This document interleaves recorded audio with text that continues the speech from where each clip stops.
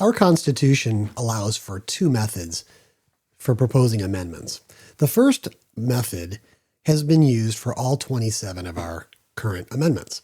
The second method has never been used, and our founders warned us to be very cautious with ever using it. When they were getting calls for it in their generation, they would not permit it to take place. Madison said, "I shudder to think what would happen if we were ever to get a second convention open." And the reason for that is they said that the conditions that came together to make the first convention happen were literally divinely inspired and may never happen again. We were very lucky to get the kind of quality constitution that we got out of our first convention in 1787, and we are not likely to ever get that in today's generation of politics. It's just too volatile, and the electorate is just not constitutional enough to understand the ins and outs of the Constitution, so that even things that seem like very minor changes to them or improvements would actually degrade it and set us back and perhaps even completely blow up the Constitution. I'm going to be giving some more examples of that in other episodes, but today I want to focus on the deception of a particular action lobby group that's been infiltrating the conservative movement called the Convention of States Action Lobby Group. And I'm going to show you Article 5 of the U.S. Constitution now. And let's take a look at Article 5, the actual text of the article, and to understand what it says and what it doesn't say. So you'll notice that Article 5 starts with the words, "the Congress. Whenever 2/3 of both houses shall deem it necessary, shall propose amendments to this Constitution, or, on the application of the legislatures of 2/3 of the several states, shall call a convention." The first thing I want to call your attention to is that it says, "the Congress shall call a convention." There are two conditions upon which the Congress shall call a convention. This first method is the method that was used for all 27 of our current amendments. They were all passed by Congress. This is called the single amendment process. The other method is when the states, 2/3 of the several states, or their legislatures, apply to Congress saying, "we want a convention."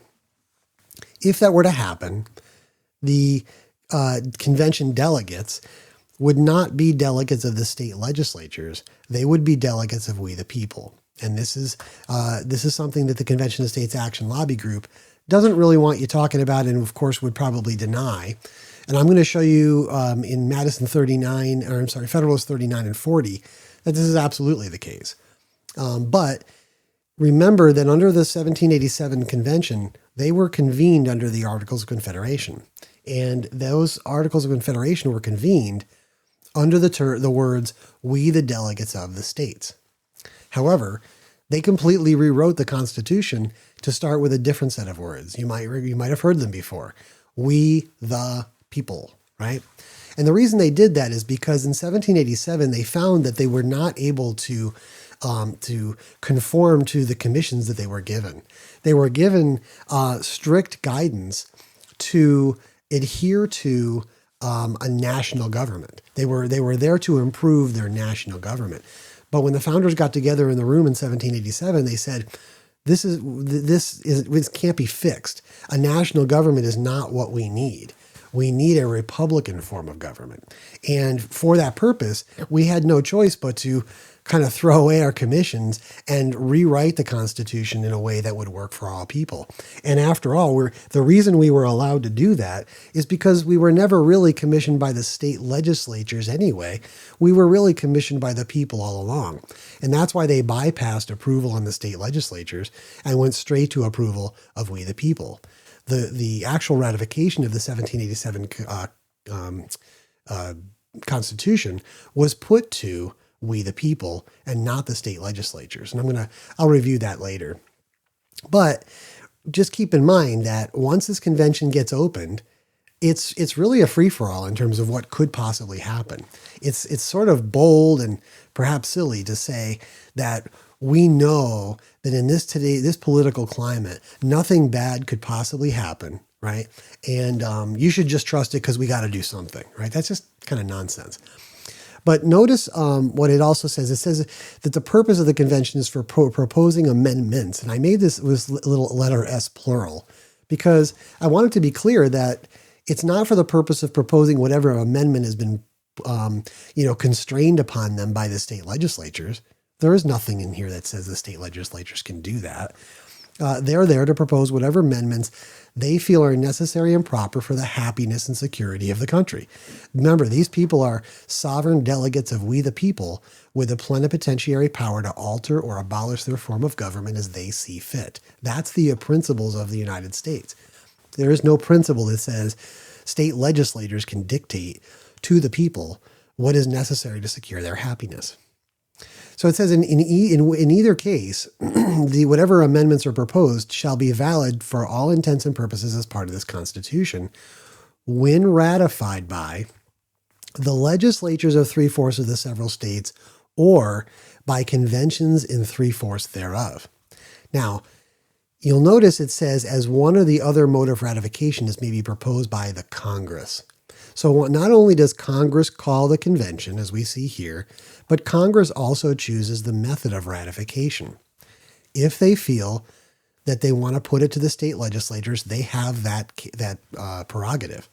However, they can also put it to conventions in 3/4 thereof, which is a popular vote of we the people among the states. This is how prohibition, there was conventions in 3/4 thereof that caused prohibition to be repealed. And what this means, this is the interesting play on words that this Convention of States Action Lobby Group is using to try to fool people into thinking that there's some, singular meeting where the states can get together and decide how to change the Constitution. It's just not there. Conventions in 3/4 thereof would mean there'd be a popular vote in one state and a popular vote in another state and a popular vote in another state. And if 3/4 of those popular votes conform to these amendments, they would pass. Otherwise, they would fail.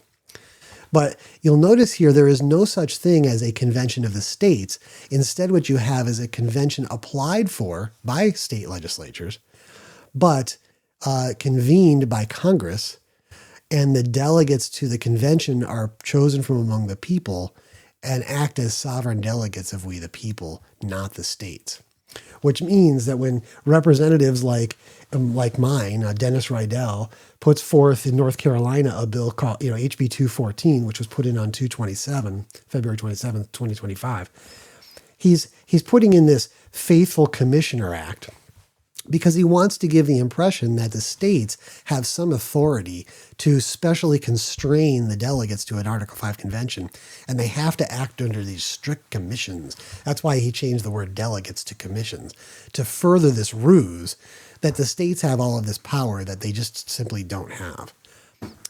I also want you to call, I'm not going to get into the details of these last two limitations, but essentially what the language here says is that there are two things that cannot be passed as amendments to the Constitution. The two things are off the table, right? So what that means is Article 5 itself already lists what the delegates to the convention are limited to doing, okay? What that means is the states have no authority to add lists of limitations. It's just not there because it's Congress that's calling the convention. It's not a state convention. It's not a convention of the states. That term is being used repetitively to create the image of something that just doesn't exist. So if you find yourself debating in your mind, are you for or against a convention of the states? Correct yourself and say, wait a minute, silly. There is no convention of the states. There's nothing for me to be for or against, right? You can be for an Article 5 convention, but you can't be for a convention of the states because there is no such thing in Article 5. If the states want to get together and talk about fixing the price of oil or, how they want to manage city immigration or, they're free to get together and talk about that. There's nothing in the Constitution that restricts them from having those conversations. It just wouldn't have any authority under Article 5. That's all. So this idea of a convention of states is really a made up term. I'm going to show you, excuse me. I'm going to show you that this Action Lobby Group knows that they don't have the power to limit the convention, and they don't have any intention to.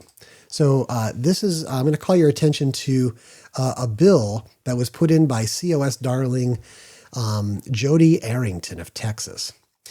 This was actually in 2023 for the 2023-2024 session.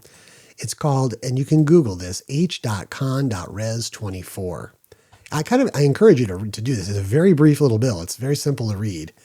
And it says, calling an Article 5 convention for proposing, and notice, by the way, they say Article 5 convention and not Convention of the States, for proposing a fiscal responsibility amendment to the U.S. Constitution and stipulating ratification by a vote of we the people and for other purposes. This shows their true color. This is just how deceptive the Convention of States Action Lobby Group is.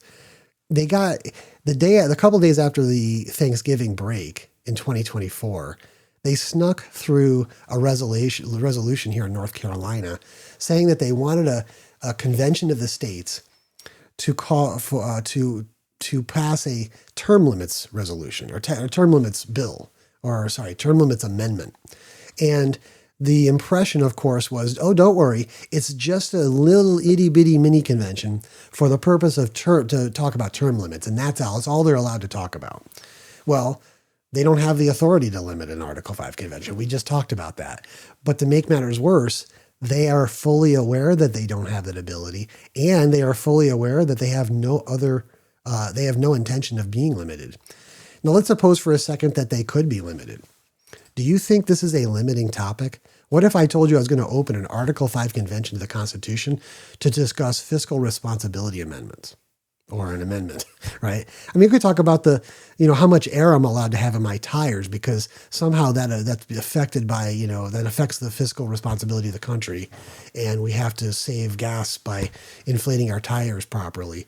I mean, there's nothing that wouldn't be on the table in a fiscal responsibility amendment. So that by itself is just wide open, right? And it's ridiculous to pretend that this would be some sort of a limited convention. But even if you believe that would be somewhat limited, they specifically tacked on the words and for other purposes. But it gets worse than that. Notice the convention down here. They repeat this. This is just a repeat of the title and for other purposes. But notice what they say here. They say, whereas congressional and state records of plenary applications for amendments on any subject and applications for a single subject of inflation-fighting fiscal responsibility amendments compiled by the Article 5 Library counts Nevada's continuing application reported February 8th, 1979 as in the congressional record as the 34th, thus achieving the 2/3 congressional mandate to call the convention for proposing amendments. So what they're literally doing here is on one side, they're telling the state representatives, oh yeah, don't worry. We have the ability to constrain this. You're only agreeing to this one topic. And then they're over on the congressional side going, hey guys, quick, grab everything that's out there. We don't care how old it is. It could be 100 years old. We don't care. I don't care what the topic is. It could have been calling for a civil war back in 1865. If it was a resolution calling for an Article 5 convention, bring it in. Let's get this party started. And that's the game that this action lobby group is playing with your Constitution. It's a lying, thieving scheme. They know what they're doing and they're lying to you. This is not a gentleman's disagreement, right? This is not like, oh, golly, I really thought we could limit the Article 5 convention to a single topic like term limits. I didn't realize that you couldn't. Boy, I was just mistaken, right? And here's another proof that we have that they know that they can't limit the convention. They keep throwing more and more resolutions in. So for instance, in 2024, when they sucker punched us and snuck their resolution through the state Senate in North Carolina, calling on term limits.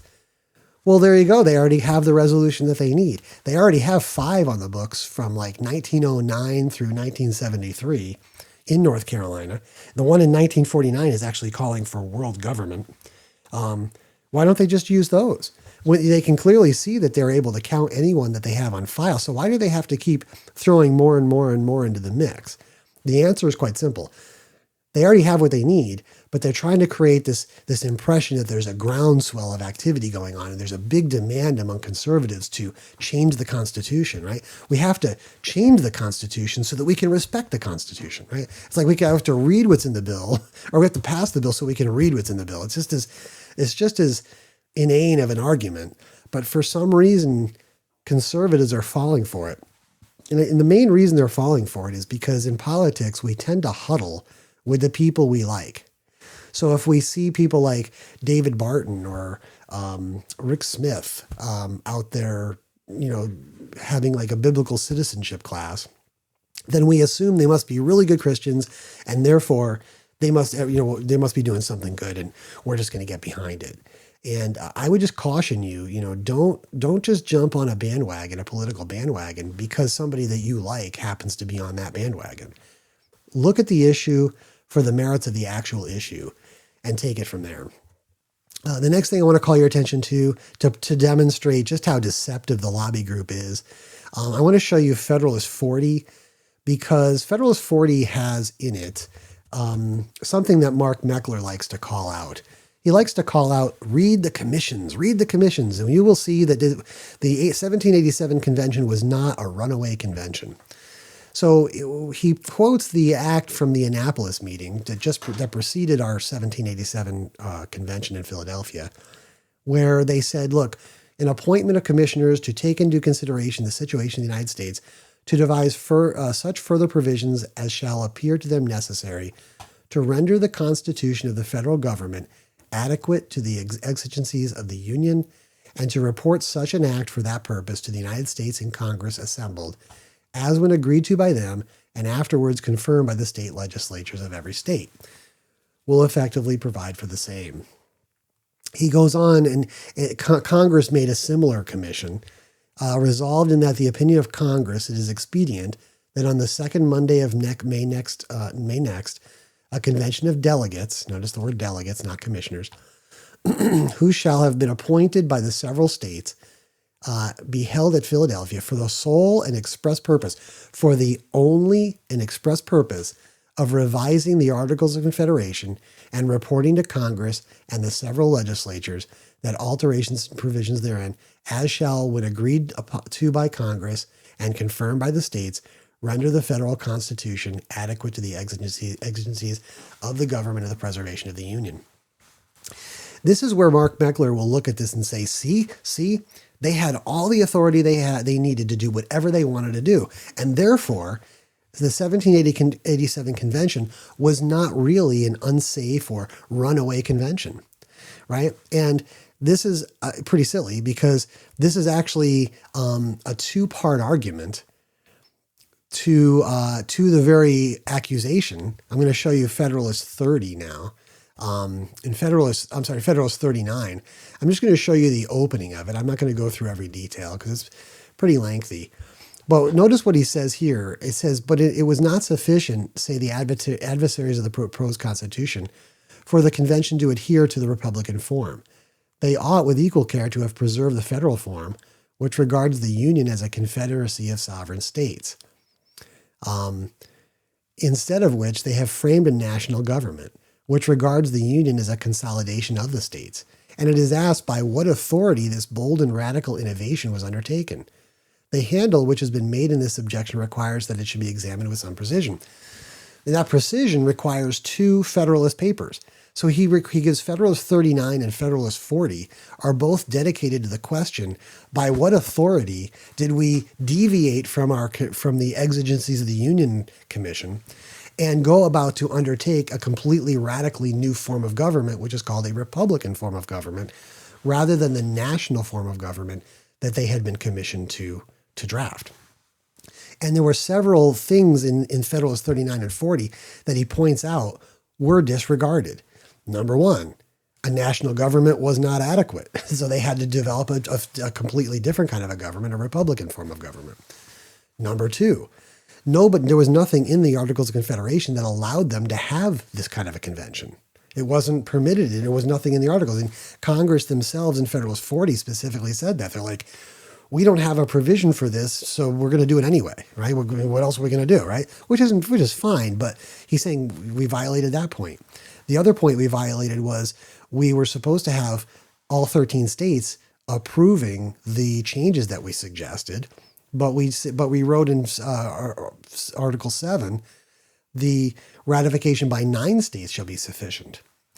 And that one is a glaring one, right? In fact, in Federalist 40, Madison specifically says, I believe it was Madison, it could have been Hamilton, but he specifically said, in one particular, it is admitted that the convention have departed from the tenor of their commissions. Instead of reporting a plan requiring the confirmation of the legislatures of all 9 states, they have reported a plan which is to be confirmed by the people and to be carried into effect by only 9 states. And I heard Mark Meckler actually once say, well, it was the states that facilitated the vote among we the people. So in effect, they did approve, right? But that completely disregards the fact that they said only 9 states had to approve. In other words, 4 states could have completely disregarded this and said, we're not going along with this. And they would have moved forward anyway. And because notice he says the forbearance can only have been preceded with an irresistible conviction of the absurdity of suggesting the fate of 12 states to the perverseness or corruption of a 13th. Like, why should we allow a 13th state to keep us from moving forward with what we need here just because one state doesn't agree, when in fact it was actually 4 states he was disregarding, right? It went from 13 down to 9. And basically he ends the Federalist 40 with like a sorry, not sorry kind of a thing, right? He basically is like, look, I've presented you with all sorts of reasons where somebody could say I violated the commissions or we violated the commissions, but I've also provided you with adequate understanding of why it's technically not really a violation of our commissions because we were in keeping with what we all wanted anyway, right? And at the end of the day, what matters is not whether or not the states approved. It was whether or not the people approved, because ultimately the power is really from we the people, not from the states. And so, we could mince words over whether they overstepped their commission or not. But one thing is super clear is they made a promise going in and they didn't stick to the promise and they moved forward. And if you think that they wouldn't do the same thing to you today, you're crazy. And no, in fact, you're not crazy. You're being dishonest. Nobody in this room talking about this subject actually believes that in today's political tenor, it's all going to just be gumdrops and rainbows. And, we're going to somehow come out of that with a better constitution.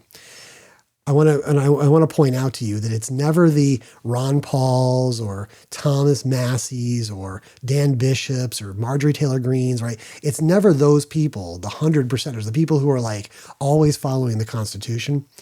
Those aren't the people that are trying to change your Constitution. Who's trying to change your Constitution? The ones who violate it 20, 40% of the time. You look at their congressional scorecards on constitutional voting, and there's 60%ers, 80%ers. We have Richard Hudson in our district. He's an 80%er at best. I'll tell you something. You put 20% hole in the bottom of your ship and trying to go out into the ocean. You're going to sink. Okay. You get your representatives who consistently violate the Constitution 20% of the time, and you don't have a Constitution. And it's much more important for us to begin respecting the Constitution than it is for us to continue violating the Constitution. So with that in mind, I urge you to reject bills like HB 214 in the North Carolina House.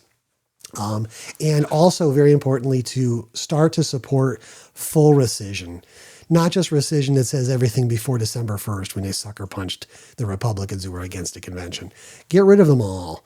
You see that HCon Res 24 is basically trying to get a convention open with all extant applications, and that they can't limit a single topic. So please, wake up to the deception that this Convention of States Action Lobby is really up to and stop them in their tracks. Thank you. And I'll have more on some of the other deceptions from this group in future episodes.